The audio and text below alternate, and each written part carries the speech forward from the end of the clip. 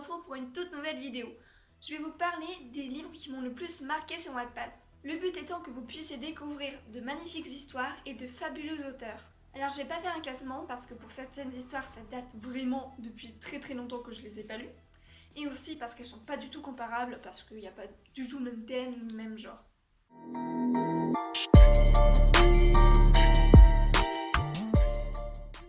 Alors tout d'abord il y a Nous deux de Sosovana 2001. J'ai réussi à le dire, c'est incroyable.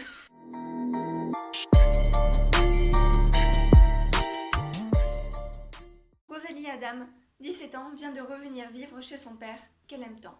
Le problème ? Une belle-mère qu'elle déteste. Une ville qui lui rapporte de trop mauvais souvenirs. Une nouvelle école, et lui. Je sais pas du tout si on a entendu la mobilette, mais ça m'énerve, je ne recommencerai pas cette prise. Alexander Niels, 19 ans, il a tout pour lui. De l'argent, une bande d'amis qu'il connaît par cœur, un physique de mannequin, les filles qu'il veut. Lui pensait avoir tout ce qu'il voulait.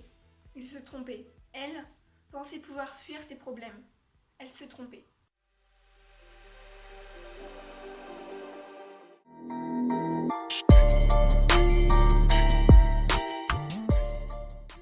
Ensuite, il y a Les Venimés de mon auteur Wattpad préféré, donc Ange Pandénomium.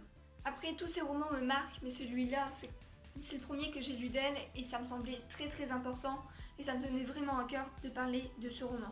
Alors le livre n'est pas terminé, mais il est actuellement en réécriture et donc c'est possible qu'il y ait des incohérences.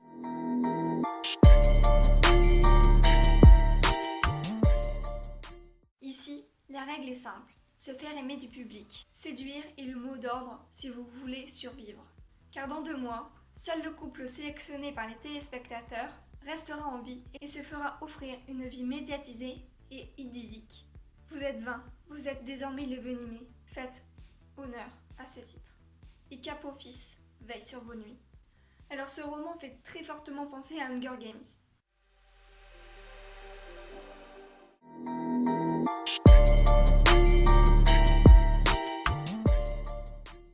Ensuite, il y a la trilogie King Angelo, Prince Emilio, Prince Démétrio, de Little Star 144. Pour le premier roman.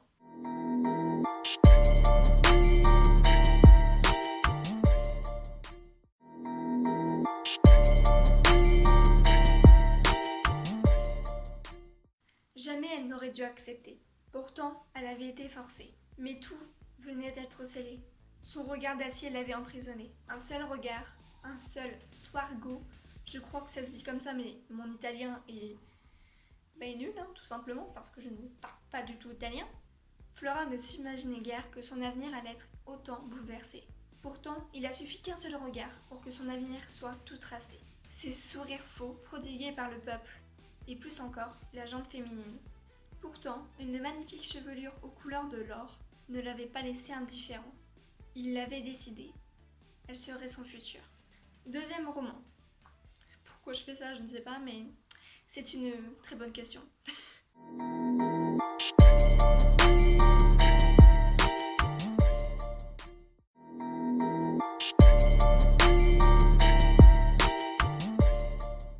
Deux années s'étaient presque écoulées.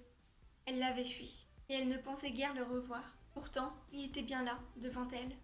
Quelques centimètres séparaient leurs 2 corps, envenimés par le désir, l'amour. Il avait arrêté de se lamenter, il le savait pertinemment. Il ne pouvait plus jamais vivre sans elle, sans lui, sans eux. Le loup avait enfin retrouvé sa brebis, et il était prêt à dévorer son fabuleux festin. Et enfin, de cette trilogie, je sais pas ce que j'ai avec ce geste, mais je vais continuer du coup. Enfin, c'est la dernière fois que je vais, logiquement.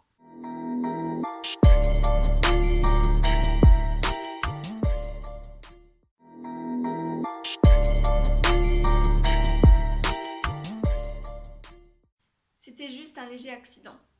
Et pourtant pour lui, elle venait de commettre un terrible affront envers sa personne. Elle, cette jeune femme qui est caractérisée par ses yeux azèles et sa chevelure couleur prune. Elle s'était point excusée et s'était enfuie, telle une piètre voleuse. Il n'allait pas laisser passer ça. Cette demoiselle lui devait impérativement des excuses. Et tiens, quelque chose venait dangereusement altérer son esprit, ses pensées. fort intéressante est-elle, et en une fraction de seconde, il l'avait décidé. Elle remplacerait son ancienne secrétaire.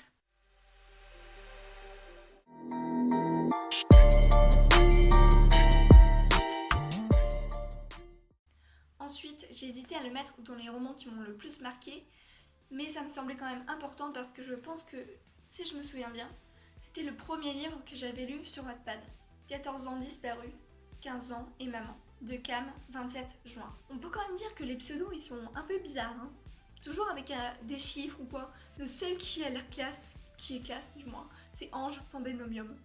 Après c'est mon auteur préféré, donc c'est compréhensible que je le préfère à tous.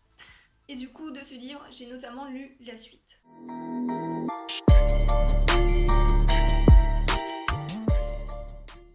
Si je savais où cette fugue allait me mener, je ne serais pas partie. Ou alors, peut-être que j'aurais fait autrement. Je ne me serais jamais couchée sur ce banc de parc et je n'aurais jamais accepté de suivre un inconnu. Maëva a 14 ans, Maë pour ses amis. Après une chicane avec ses parents, elle fugue et se retrouve toute seule dans la ville de Montréal. Dans la grande ville de Montréal, pardon. Quand elle revient, elle a une mauvaise surprise.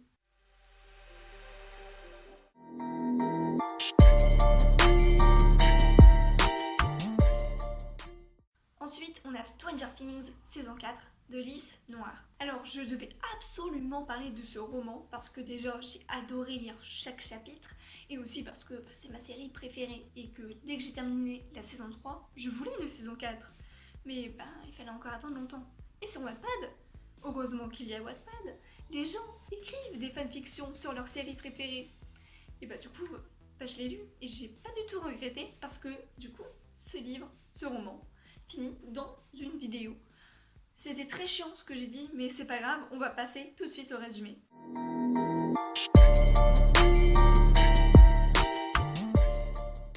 Un mois est passé depuis que les Byers ont emménagé dans l'Illinois. S'adapter à cette nouvelle vie est tout sauf facile. Pourtant, Joyce persiste à se convaincre qu'elle a fait le bon choix. Ceux qui s'aiment ne peuvent pas être séparés longtemps. Mike et Eleven, Jonathan et Nancy, Will et ses amis, tous luttent contre la distance qui s'est instaurée entre eux. Et puis plusieurs événements pourraient venir bousculer les choses une fois de plus. Car dans l'univers de Stranger Things, l'histoire n'est jamais terminée.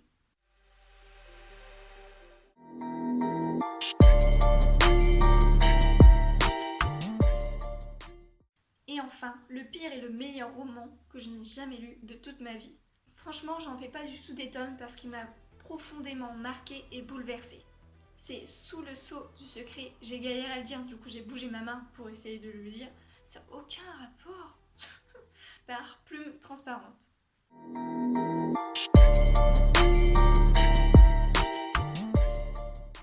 À seulement 17 ans, Axel, aptophobe, possède déjà de lourds secrets que peu de personnes connaissent. Elle n'a plus goût qu'à peu de choses, et la solitude est son quotidien. À l'orphelinat, sa vie est un enfer quotidien. En arrivant dans son nouveau lycée, elle ne s'attendait pas à rencontrer certaines personnes qui allaient tout faire pour l'aider à remonter la pente. Tous les secrets finissent par être révélés, un jour ou l'autre, qu'on le veuille ou non. Aptophobie est une peur irrationnelle, phobie, des contacts physiques ou tout simplement être touché. Elle peut provoquer un trouble psychologique, panique, avec une réaction brutale de rejet, ou une réaction purement physique, avec les mains qui deviennent moites, hypertranspiration, etc. Cette histoire contient des scènes pouvant heurter la sensibilité de certaines personnes. Je confirme, j'ai bien douillé. Donc, âme sensible, s'abstenir. Franchement, je m'attendais pas à lire des scènes aussi gore, même si j'avais été prévenue. Et je préfère du coup reprévenir. Voilà, merci à tous d'avoir regardé cette vidéo, j'espère qu'elle vous aura plu. Je vous mets en description les liens pour lire mes histoires et aussi les histoires que je viens juste de vous présenter. Et on se retrouve pour une prochaine vidéo.